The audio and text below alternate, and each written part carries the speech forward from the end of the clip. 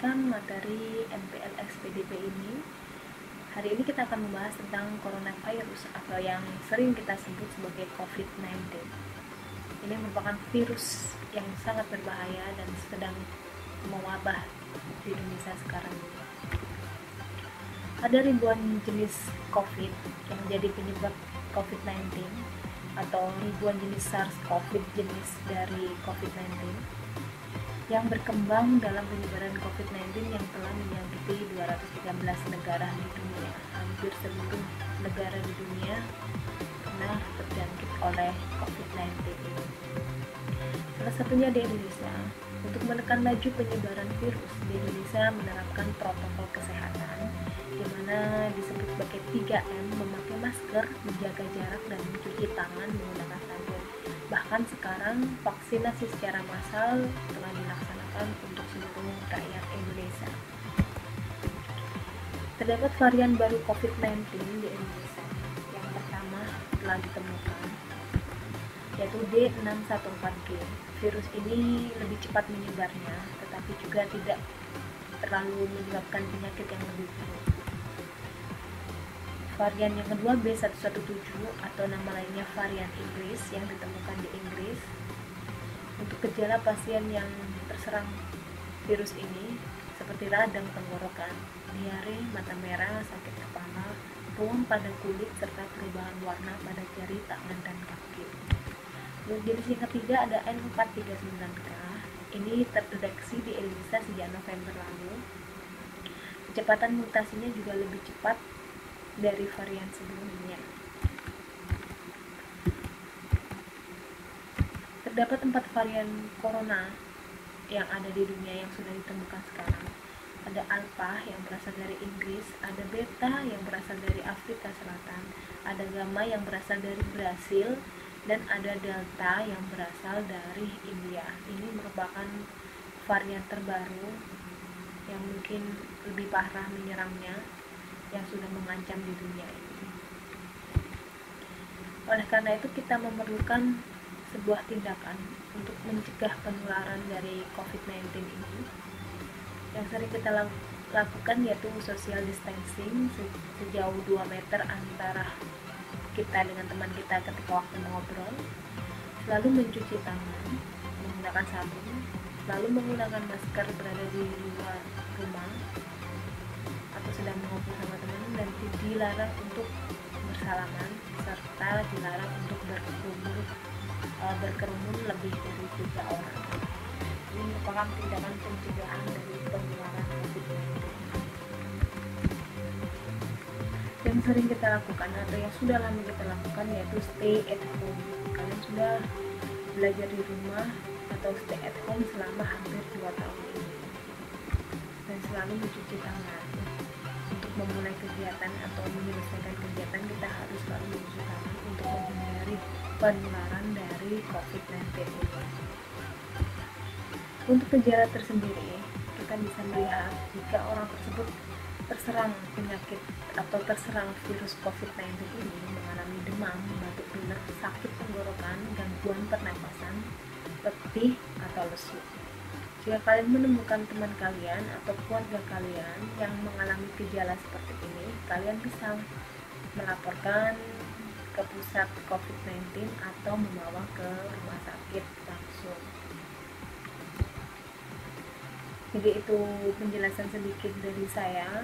Untuk lebih lanjutnya, agar kalian memahami apa sih COVID-19 itu, bagaimana penyebarannya, dan bagaimana cara mengatasinya, kita langsung saja melihat video berikut ini.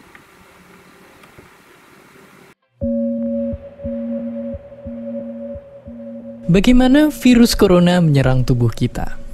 Mungkin itu jadi pertanyaan kita semua.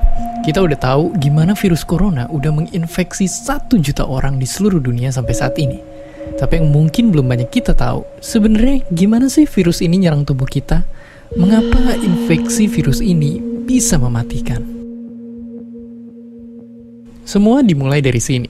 Ketika virus corona masuk ke tubuh kita lewat percikan batuk atau bersin orang yang positif, baik secara langsung atau waktu kita nyentuh benda yang udah terkena percikannya dan gak cuci tangan setelahnya. Kalau udah gitu, si virus masuk lewat saluran pernapasan dan bergerak terus menuju sasaran utamanya, paru-paru. Disinilah virus yang punya 3 bagian utama ini mulai bekerja. Pertama-tama, paku protein corona ini akan nempel di paru-paru dan organ-organ lain yang selnya kaya akan protein ini, protein ACE2. Kalau tubuh kita ibarat rumah dan virus corona itu perampok, ACE2 itu ibarat gagang pintu rumah kita. Begitu udah nempel, perlahan tapi pasti virus ini akan ngedorong masuk ke dalam sel kita. Dan begitu berhasil masuk, barulah aksi sebenarnya dimulai. Di fase ini, tubuh virus corona akan membuka dan sang hacker pun terbebas. Dia akan ngehack inti sel sehat untuk nipu sistem imun tubuh kita biar nggak nyerang virusnya. Dan sekaligus ngebuat inti sel jadi memproduksi cikal bakal virus corona baru. Sel yang udah terinfeksi dan dihack ini selanjutnya akan terprogram untuk bunuh diri dan melepaskan jutaan virus corona yang siap nginfeksi dan ngehack sel-sel sehat lainnya. Ya, awalnya mungkin kita cuma kemasukan virus corona yang jumlahnya dikit, tapi dalam hitungan hari aja udah akan ada jutaan sampai miliaran virus corona baru, bikin paru-paru kita dipenuhi oleh mereka. Tapi ternyata, mimpi buruknya ada setelah ini. Ya, ketika virusnya udah menuhin paru-paru kita, sistem imun kita bakalan ngerespon ibarat polisi dan tentara yang meluncur ke tempat kejadian perkara. Tapi inilah yang bikin ngeri. Di sini, virus corona jadi penipu ulung yang bisa ngakalin sistem imun kita. Mereka bikin sistem imun nyerang membabi buta, termasuk nyerang sel-sel sehat kita. Mereka jadi nggak tahu mana kawan, mana lawan, dan perlahan-lahan jadi senjata makan tuan. Buat sebagian besar kasus, kejadian ini emang gak berlangsung lama. Karena kalau sistem imun kita kuat, mereka pun akan bisa menang dari segala taktik virus corona. Tapi terkadang tubuh kita sedang lemah, dan kalau udah gitu efeknya bisa parah. Kita bisa kena radang paru-paru akibat sel sehat di sini yang udah gak bisa nahan bakteri pneumonia. Malahan buat kasus yang kritis, bakteri ini gak berhenti di sana. Mereka bisa masuk ke aliran darah dan akhirnya nyerang seluruh tubuh. Kalau udah begini, bernapas saja bakalan susah banget dan hidup kita ada di tahapan yang sangat kritis.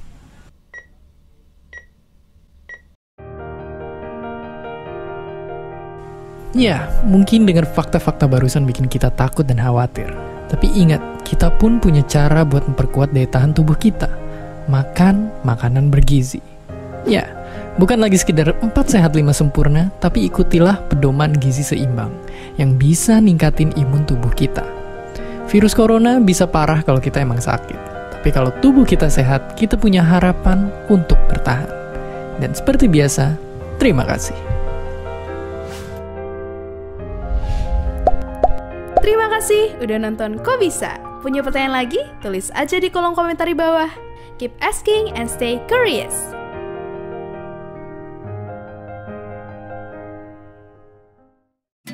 Apa itu virus corona dan kenapa kita harus berada di rumah?